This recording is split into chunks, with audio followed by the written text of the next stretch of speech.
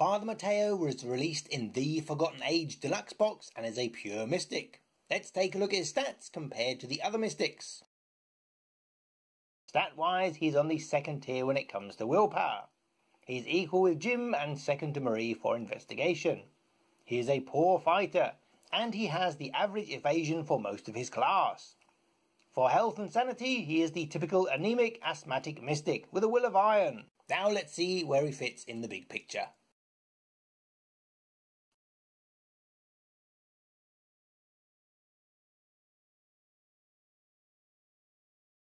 Father Mateo's ability says, after an investigator reveals an auto-fail chaos token, cancel that token and treat it as an elder sign token instead. Limit once per game.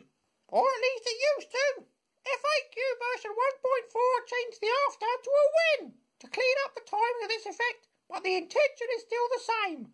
In itself, this is a powerful ability, as the auto-fail token is pretty much a big bad I said no for skill test, no matter how much you boost your stats. The beauty of it is it can be used on any investigator who draws this token. They don't even have to be at your location.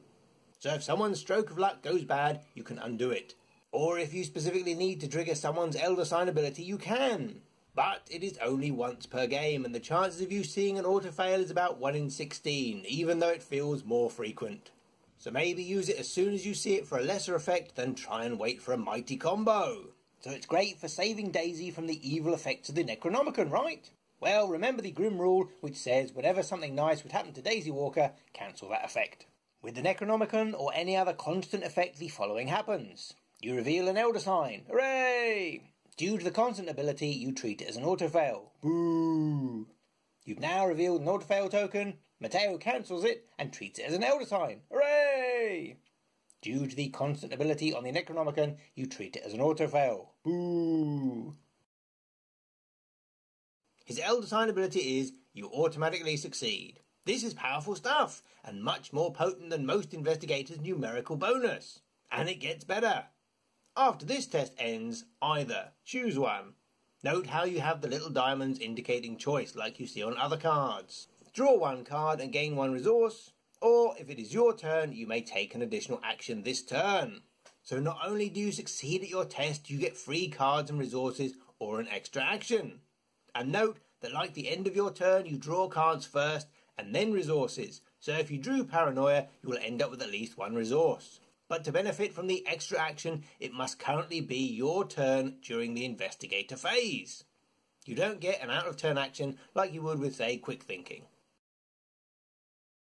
His bonus card is the Codex of Ages, Finis Omnius Nunc Est, which, if your high school Latin is a bit rusty, Nunc Est, it is now, Finis, the end, Omnium all, the end of all things, which is pretty much what all Lovecraftian books are about. And it is another tome, hooray, which Daisy can't use, boo, and it's a relic, hooray, which Ursula can't use, boo. Someone's got it in for those seekers. It is an asset that takes up a hand slot.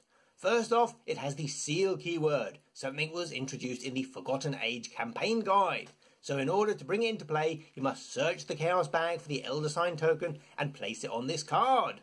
If it isn't in the Chaos bag, maybe because it is here or here, which we'll get to in a moment, then you can't bring it into play. It has to stay in your hand. Whilst there is a token sealed here, Father Mateo gets +1 willpower bonus. And note how it just says a token, so expect future card shenanigans.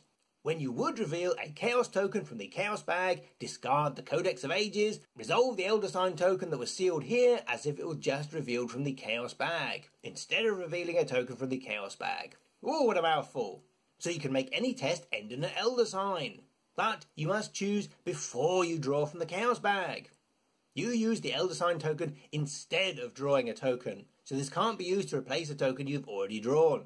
If you have an effect that substitutes a single token draw with multiple token draws, you must specify before you draw which of those will be replaced by the Elder Sign. Say, for example, the first token drawn with the grotesque statue or the middle token from Olive McBride. All of this was added in FAQ 1.4. Because it is a reaction trigger, you choose when to use this ability. You don't have to use it next time you draw. His signature weakness is Serpents of Yig, which is an enemy weakness. It has the pre-instruction Father Mateo only, so it will ignore all other investigators. It is a pretty weak monster, but it has the forced ability Revelation. Search the Chaos bag for the Elder Sign Chaos token and seal it on Serpents of Yig. So you're going to want to dispatch it and get your Elder Sign back in the bag ASAP. Note that this isn't the seal keyword like on the Codex, so it isn't a requirement to come into play. If the Elder Sign is somewhere other than the Chaos bag, then it will still spawn. And it won't remove an Elder Sign token that has been sealed somewhere else. It is quite happy to come into play without the Elder Sign on it. In general, this is more thematic or inconvenient than dangerous. First up, you begin the campaign with 5 additional experience. And this experience can be used right away before you play your first scenario of the campaign, during your deck building, or you can save some or all of it for later on. This opens up some extremely powerful options like a Mega Shriveling or a Ward of Protection, or starting with a Blood Pact, or cheaper options like the ever-useful Spirit Athame. Does not affect the number of weaknesses you must take in standalone mode. Remember that when assembling a standalone deck for something like a special event, you are trading experience for weaknesses. And with Father Mateo, you can get up to 14 points of experience before you have to add a weakness. Additionally, he may also include Blessed cards of level 0 to 3. The only 2 Blessed cards that came in the Forgotten Age box were Protective Incantation, which is a Mystic card that he can include anyway, and the Codex of Ages, which as his signature card he has to include. As the cycle progressed, we saw the desirable Crystalline Elder Sign and the highly potent Counterspell, both great choices but also Mystic cards. The first non-Mystic Blessed card was Custom Ammunition, basically useless for solo play or his own deck, but potentially a compatible support card for any firearms-focused investigators, especially with a shotgun or lightning gun. Note that the extra damage, whilst welcome, only affects enemies with the monster trait, so may be situational. But knocking it out of the park was Alter Fate, allowing you to get rid of most of those pesky treacheries that like to stick around. They can be in an investigator's threat area, attached to a non-elite enemy, on a location, or even attached to the Act and Agenda cards. He can play it during any player window, so as soon as players have drawn in the Mythos phase, bam, straight to the discard pile without waiting for his turn. Being a mystic, his spells make him well-rounded and he can fight, investigate or evade using his willpower instead of his weaker stats. His XP boost allows him to get off to a running start, using cards like Blood Pact, Spirit Athame or Crystalline Elder Sign to give him a boost in his first game. You could even pop in a Bulletproof Vest. His base intellect of 3 stacked with a flashlight makes him a passable manual investigator. Because his investigator ability is simple and rarely used, this makes him good for new players or playing two-handed. As part of a team, you need to keep an eye out for his signature cards hogging the Elder Sign. But other than that, he is versatile and customizable enough that he could fit into any vacancy the party has. And those 5 starting XP can make him a bit more potent on game 1. He does make a good supporting character with access to mystic staples like Ward of Protection, Time Warp or Seal of the Elder Sign, and who doesn't love anyone who brings Delve too deep to the table? Not to mention those 2 out-of-class Blessed cards. Just make sure he doesn't keep waiting for the perfect moment to use his once per game ability and end up not using it at all.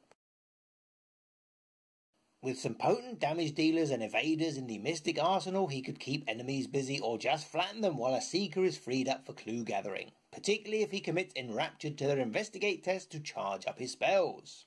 He might do well with a Rogue to compensate for their lack of willpower and would definitely appreciate them evading enemies to buy the time for him to bring his spells out.